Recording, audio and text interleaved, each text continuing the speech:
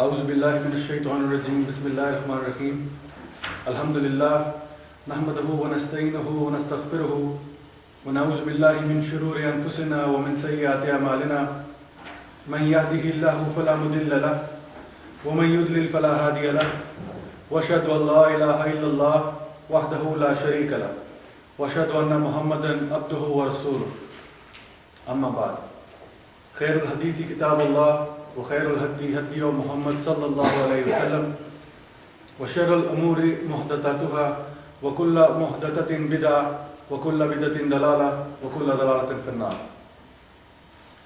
In the name of Allah, the Beneficent, the Merciful. We begin by praising Allah, we praise Him, we seek His help, and we ask for His forgiveness. We seek refuge with Allah from the evil of ourselves and from the evil consequences of our evil actions. Whomsoever Allah guides, there is none to misguide, and whomsoever Allah lets to go astray, there is none to guide. And I testify and bear witness that there is no one worthy of worship except Allah, and He has no partners. And I bear witness that Muhammad sallallahu alaihi wasallam is the servant of Allah and His final messenger.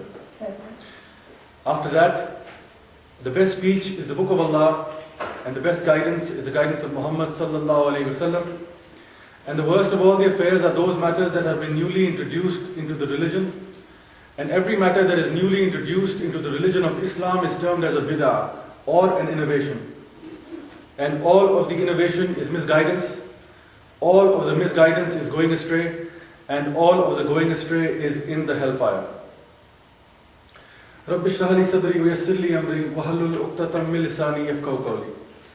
I'd like to welcome you all by saying Assalamu alaikum wa rahmatullahi wa barakatuh. If you recall, last week we talked about a big question, one of the very fundamental questions that any person can come up with.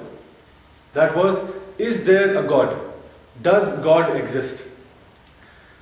We tried to prove it logically, we tried to look at it from a philosophical point of view, from a scientific point of view, and also from a religious point of view, and we came to the conclusion that if you just start to ponder and think, you will realize that in fact there is a God. So this was one of the very fundamental and basic questions. Today the topic that we've chosen is called the unforgivable sin, known as shirk, which is the exact opposite of what we talked about last time. Last time we talked about Tawheed, the belief in one God. Today we're going to talk about the exact opposite of Tawheed, which is shirk, which means to disbelieve in the Creator or to associate partners with the Creator. Now, given any person's state of mind when he comes to the conclusion that there is in fact a Creator of the heavens and the earth, that there is one God of this universe, what do we do next? Where do we go from there? Fine, I believe in a Creator. Is that enough? Or do I need to do more?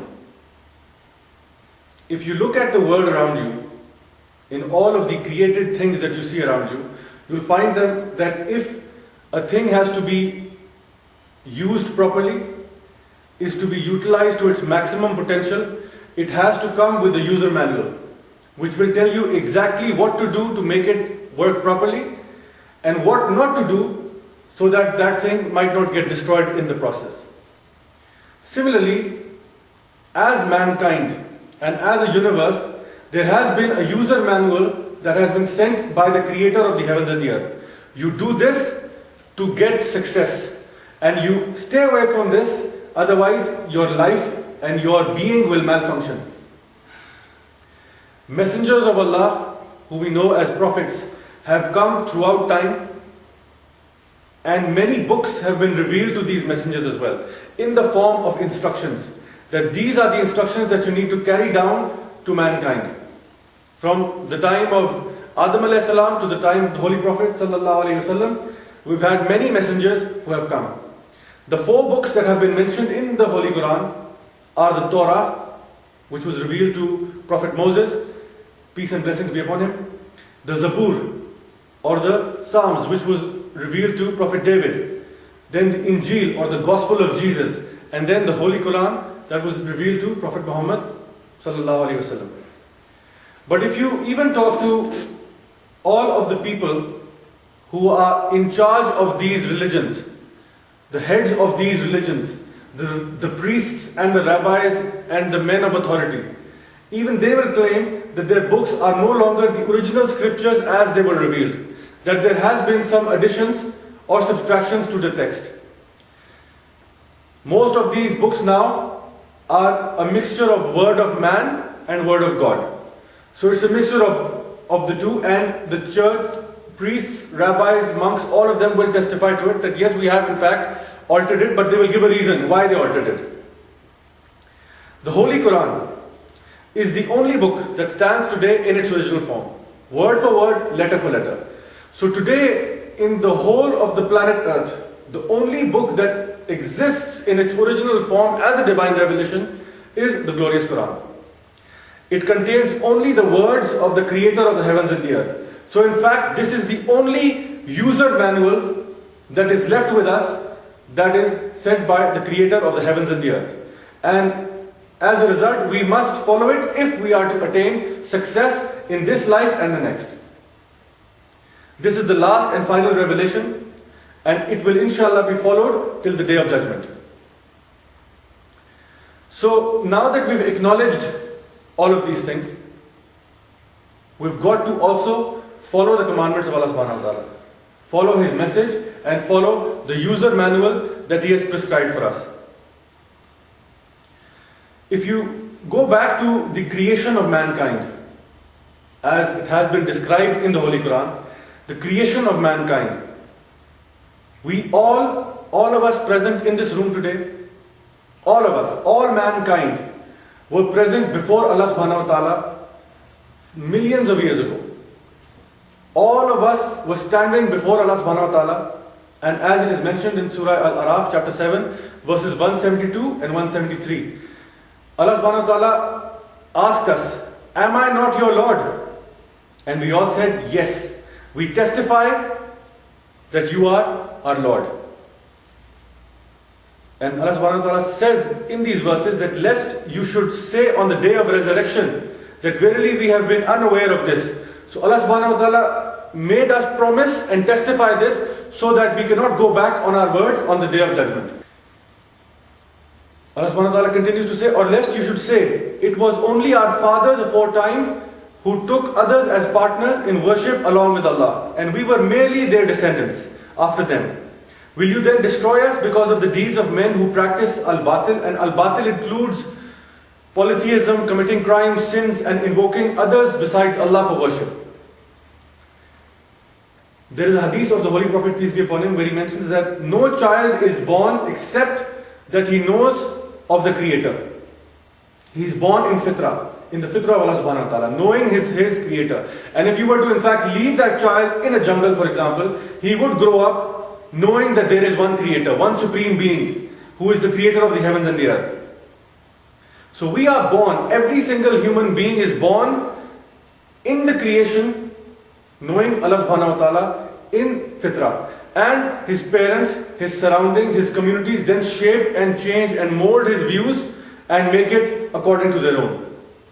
So as a pure human being, you believe in one God. So we then know from birth that we are to worship only Allah subhanahu wa ta'ala and worship nothing else.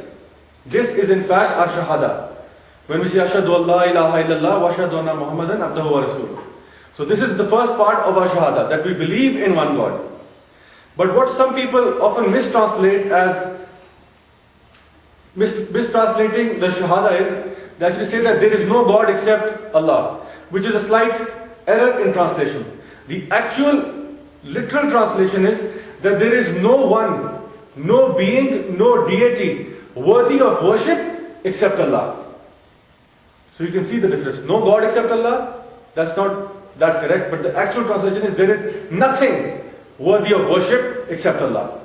Nothing deserves to be worshipped except Allah. This is our shahada. So we ask the question then, that why do we worship Allah subhanahu wa ta'ala? Why do we have to worship the Creator? Is it to catch other people's attention that we are pious? Or is it to worship Allah subhanahu wa ta'ala to make sure that our friends and family think good of us, or do it because our parents forced us to do it, or fearing what will my community say if I start to disbelieve, or what will my people say, what will my country say, so on and so forth. So why are we worshipping Allah subhanahu wa ta'ala? And these are some of the fundamental questions that we need to go back to and ask ourselves. Why do we worship the creator of the heavens and the earth? It is time now to renew our faith. To renew our faith and go back to these basic fundamental questions. Is there a God? If you are convinced there is a God, why do you worship the God? So we must renew our faith, because that will add quality to our deen. That will add quality to our iman.